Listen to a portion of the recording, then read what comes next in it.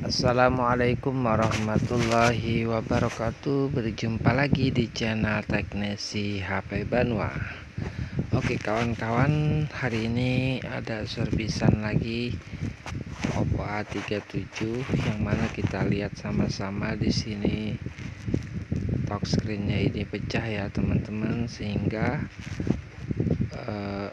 tidak bisa disentuh pada handphonenya, hanya pada bagian tengah saja yang kebetulan masih bisa ya.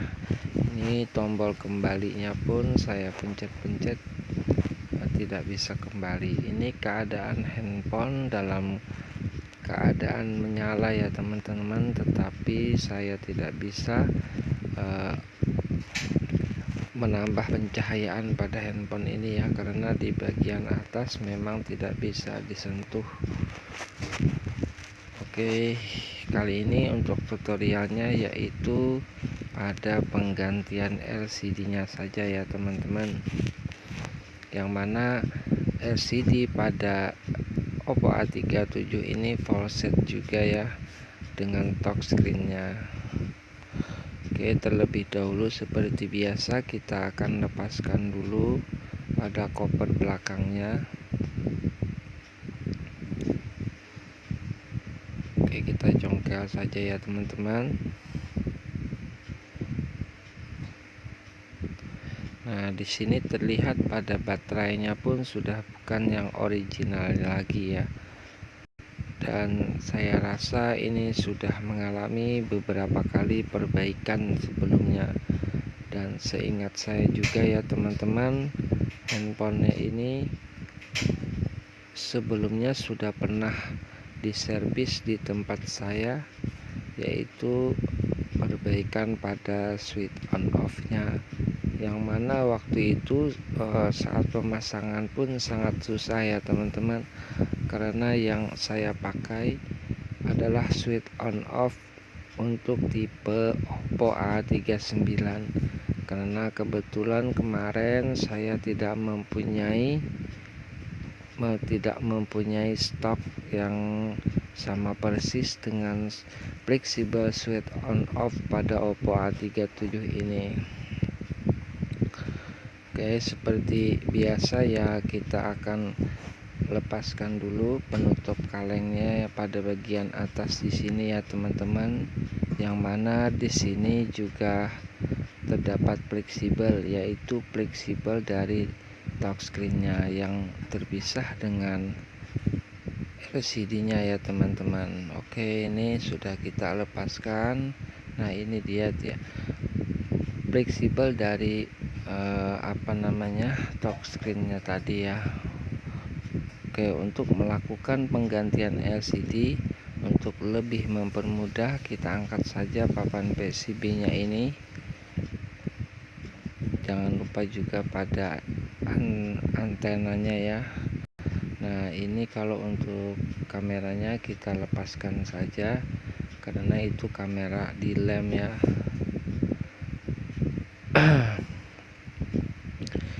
Baik kawan-kawan teknisi HP Banua, langkah selanjutnya yaitu kita akan lakukan pelepasan LCD atau touchscreen-nya ini.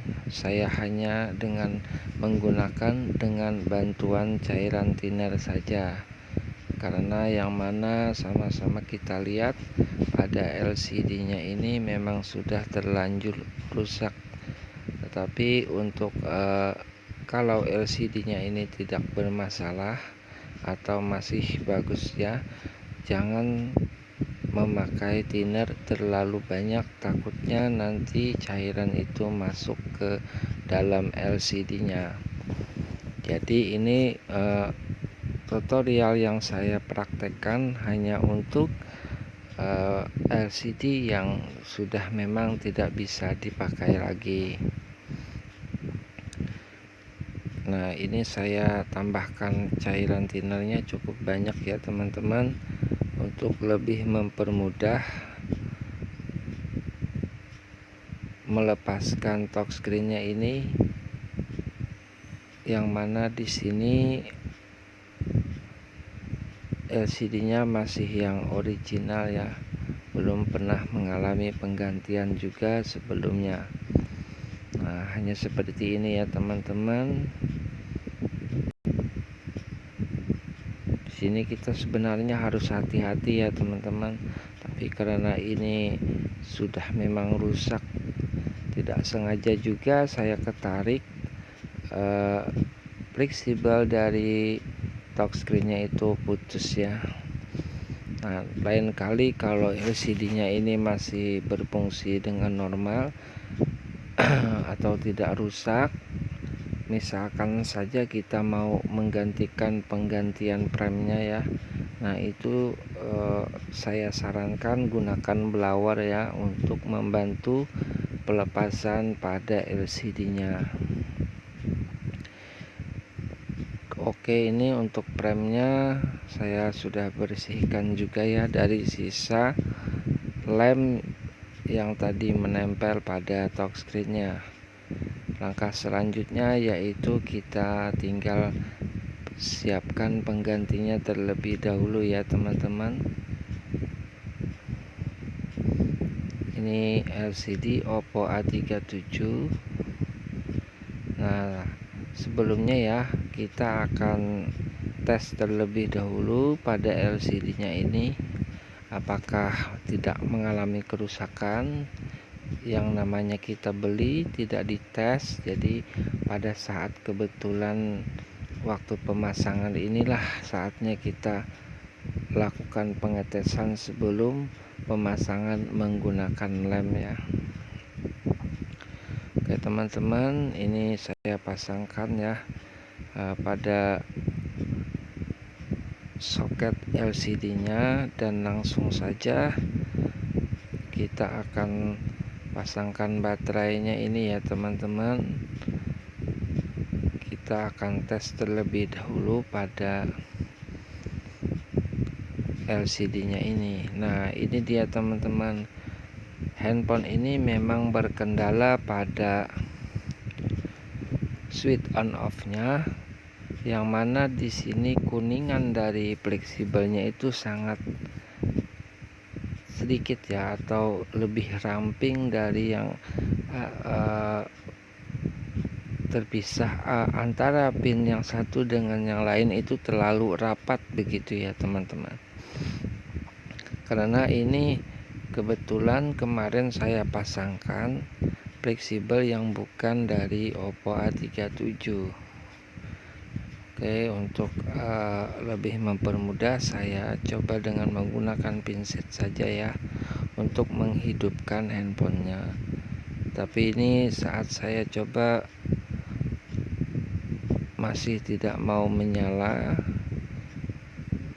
Kita tunggu sebentar ya, kita cek dulu di bagian switch baterainya ini, fleksibel baterainya.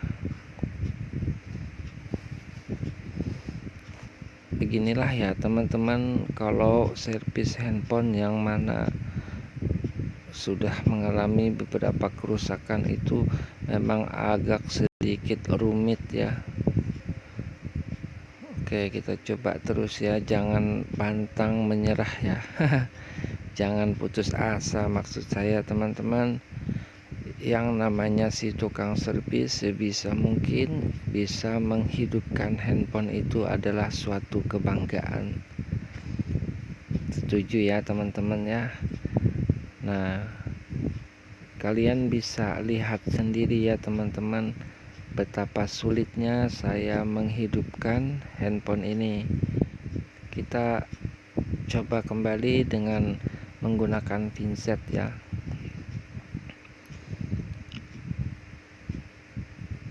Oke, kita rapikan dulu papan PCB-nya ini ya teman-teman.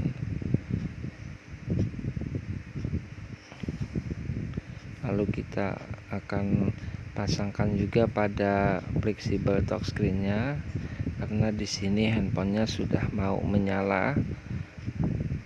Kita tinggal lakukan pengetesan pada touchscreen-nya lagi ya teman-teman. Kalau untuk LCD saya rasa di sini sudah mau menyala, berarti dalam keadaan baik-baik saja pada LCD-nya.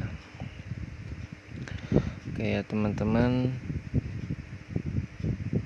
nah ini LCD nya sebenarnya sudah menyala. Tunggu sebentar. Nah ini saya kasih penerangannya ya teman-teman agar kelihatan. Yang tadinya gelap tetapi saya tidak bisa menggeser kontrasnya karena memang touchscreen-nya itu yang bermasalah. Oke, saya rasa cukup untuk pengetesannya. Langkah selanjutnya yaitu kita akan lakukan pemasangan dengan lem ya pada LCD-nya ini. Mohon maaf ya teman-teman, kali ini untuk durasi dari perbaikan handphone ini memang agak panjang ya, karena memang beginilah adanya. Ini pun sudah agak saya percepat sedikit. Kalau normalnya sekitar setengah jam ya teman-teman, cukup agak lama perbaikan atau penggantian LCD pada Oppo A37, yang mana di sini bermasalah pada switch on off-nya ya. Oke, seperti biasa kita lepaskan dulu segelnya ini agar nanti tidak mempengaruhi pada pemasangan dengan menggunakan lem ya.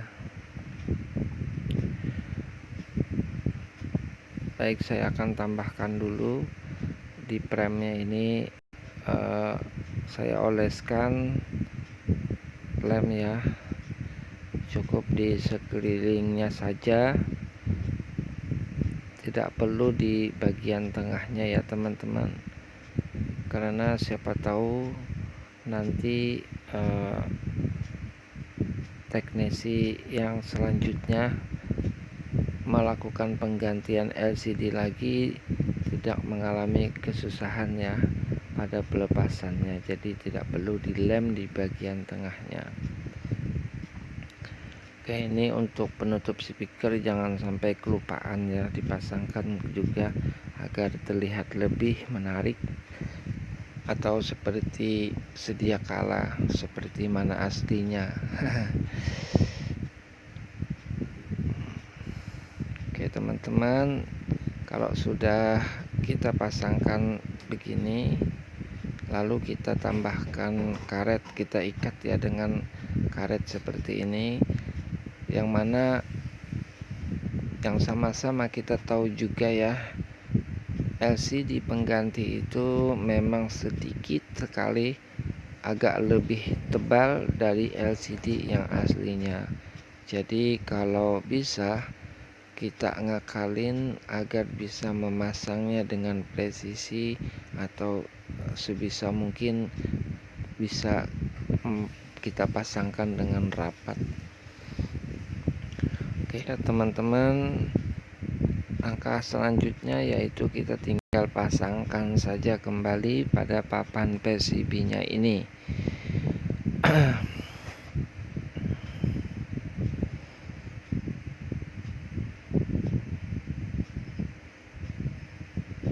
Oke, saya pasangkan satu baut saja dulu ya teman-teman, untuk memastikan pada switch on off nya ini apakah memang sudah bisa atau belum.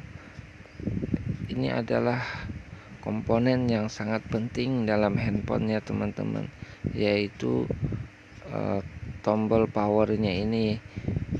Kalau ini tidak normal, maka sebagus apapun handphone ya, maka dia tidak akan bisa menyala. Oke, kita akan rapikan dulu ya teman-teman pada switchnya. Fleksibelnya ini